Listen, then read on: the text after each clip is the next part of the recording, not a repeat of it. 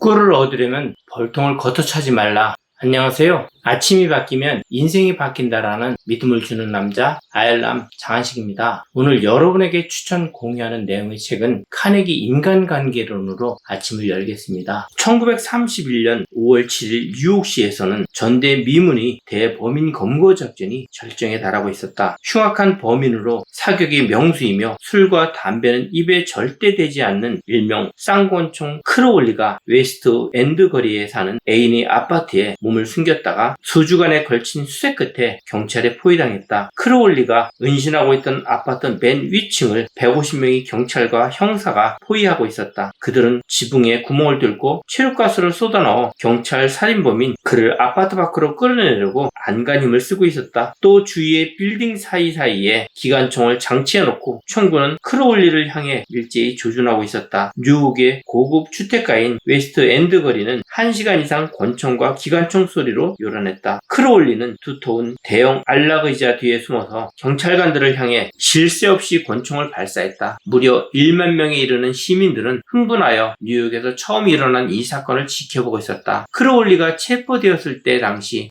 경찰국장이었던 말로니는 이 쌍권총의 사나이는 뉴욕시 역사상 가장 흉악한 범인 중 한 명으로 아주 하찮은 것에 있어서도 간단하게 사람을 죽였다고 말했다. 그러나 쌍권총 크로울리는 자기 스스로를 과연 어떻게 생각하고 있었을까? 우리는 그 해답을 알고 있다. 왜냐하면 경찰이 그가 숨어있는 아파트를 향해 사격을 하는 동안 그는 관계자 여러분에게 보내는 편지를 썼기 때문이다. 그의 상처에서 나온 피는 편지에 붉은 핏자국을 남겼다. 편지 속에서 그는 이렇게 말했다. 필요에 지쳐있기는 하지만 나의 가슴 속에는 온화하고 다정한 마음이 있다. 그것은 어느 누구에게도 해를 주지 않는 부드러움이다. 이 사건이 있기 바로 전에 크로울리는 롱 아일랜드의 한적한 시골 길가에 차를 세워놓고 여자친구와 한참 신나게 애무를 하고 있었다. 갑자기 경찰관이 그들이 차에 다가와 말했다. 운전면허증을 보여주십시오. 그러자 한마디 말도 없이 그는 쌍권총을 뽑아 경찰관을 쏘았다. 경찰관이 쓰러지자 그는 자동차에서 뛰어나와 경찰관의 권총을 빼들고 다시 한번 그를 향해 한 방 날렸다. 그런 지독스러운 살인범이 필요에 지쳐있기는 하지만 나의 가슴 속에는 온화한 마음이 있다. 그것은 누구에게도 해를 주지 않은 부드러운 마음이다. 하고 말하고 있었다. 크로울리는 전기 의자에 의한 사형 선고를 받았다. 싱싱교도소의 사형수 감방에 도착했을 때 이것은 내가 사람을 죽였기 때문에 받는 형벌이다 라고 그가 말했을까? 천만의 말씀이다. 그는 이렇게 말했다. 나는 나 자신을 지킨 것 뿐인데 이 꼴이 되었다. 이 이야기의 요점은 쌍권총 크로울리가 결코 자기 자신의 행동이 잘못된 것임을 인정하지 않는다는 것이다. 이러한 그의 태도가 범죄자들 사이에서는 이례적인 태도일까? 만일 그렇게 생각한다면 다음 이야기를 들어보라. 나는 내 생애 황금기를 전부 사회를 위해 바쳤다. 그런데 내가 얻은 것은 차가운 세간의 시선과 비난 그리고 범죄자라는 낙인뿐이었다. 이것은 다름 아닌 알 카포네가 한 말이다. 그렇다. 미국 제1의 악명 높은 민중의 적이자 시카고의 암흑가를 지배한 잔인한 갱단의 두목이었던 그도 자기 자신을 비난하지 않았다. 그는 자기 자신을 인정받지 못한 독지가 오해받는 자선가로 생각했다. 뉴요크시에서 가장 악명 높은 더치 숄츠도 그 예에서 벗어나지 않았다. 그는 어느 신문과의 인터뷰에서 자신을 자선가라고 말했다. 실제로 그는 자신을 그런 사람으로 믿고 있었다. 나는 이 문제에 관해서 뉴욕의 악명 높은 싱싱교도소의 소장으로 있던 루이스 로즈와 수차례 걸쳐 흥미있는 서신을 교환해왔다. 그는 다음과 같이 단언했다. 싱싱교도소에 수감되어 있는 죄수들 중에 자기 자신을 악인이라고 생각하는 사람은 거의 없다. 그들은 자기 자신을 선량한 일반 시민들과 다를 바 없다고 생각하며 자신을 합리화하고 있다. 그들은 왜 금고토리를 하지 않으면 안 되었는지, 왜 방아쇠를 당길 수밖에 없었는지 그럴듯하게 설명한다. 그들 대부분은 그럴듯한 구실을 마련하거나 억지 논리를 내세워 자신들이 반사회적 활동을 정당화하려고 시도하며 자신들이 억울하게 교도소에 수감되어 있다고 단호하게 주장하고 있다. 만약 알 카포네, 쌍권총 크로울리, 더치 슐츠 그리고 교도소 내에 있는 절망적인 죄수들 모두가 자신에 대해 아무것도 비난하지 않는다면 우리가 알고 있는 일반 사람들은 어떠하겠는가? 자신의 이름으로 백화점을 설립한 존 워너메이커는 언젠가 이렇게 고백한 적이 있다. 나는 30년 전에 타인을 비난하는 것은 어리석은 짓이라는 것을 배웠다. 나는 하나님이 평등하게 지능의 선물을 나눠주지 않는다는 사실을 한탄하지 않고 나 자신의 한계를 극복하는 데 많은 노력을 기울였다. 워너메이커는 젊어서 이런 교훈을 깨달았지만 나는 한참 후에야 사람들이 아무 잘못 잘못을 저질러도 100명 중 99명은 자신을 비난하지 않는다는 사실을 어렴풋이 알게 되었다. 그때까지 나는 이 세상에서 많은 실수를 저질렀다. 비판이란 쓸데없는 짓이다. 왜냐하면 비판은 인간을 방어적 입장에 서게 하고 대개 그 사람으로 하여금 자신을 정당화하도록 안간힘을 쓰게 만들기 때문이다. 비판이란 위험한 것이다. 왜냐하면 그것은 한 인간의 소중한 자존심에 상처를 입히고 그의 자존심에 손상을 주고 원한을 불러일으키기 때문이다. 카네기 인간관계론 중에서 우리가 행복한 삶을 이끌어가려면 인간관계가 중요합니다. 성공과 행복을 얻고 싶다면 이 책을 꼭 읽으라고 많은 사람들이 추천을 합니다. 무려 15년의 실험과 연구 끝에 탄생되었다고 합니다. 카네기 인간관계론을 읽고 인간관계론의 해박한 지식을 얻어 삶의 질을 업그레이드 하시길 바랍니다. 감사합니다.